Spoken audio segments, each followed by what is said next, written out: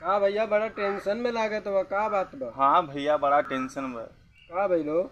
माई तो माई अपन होली ना भैया। बात तो सही है। ये भैया जब हम छोड़ कर रहली ना हाँ? तो हमरे अम्मा के जब सहेली होली घर पे आवे हमरे तो कहा ये सखी तुहार लड़कवा बड़ा अच्छा बा। तो हमार अम्मा कहा ये सखी ले जाओ अपने घरे 2-4 दिन खिलाओ, खियाओ पियाओ ले जा छोड़ दियो। लेकिन भैया कलियाँ हमारे मेहररुआ किठू सखी आई नहीं।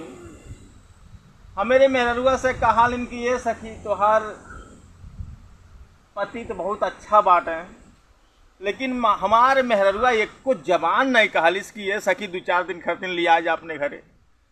ये भैया ऐसे कहा ले हो तो कसम हमारी जिंदगी तो बन जात। भैया बड़ा टेंशन बना।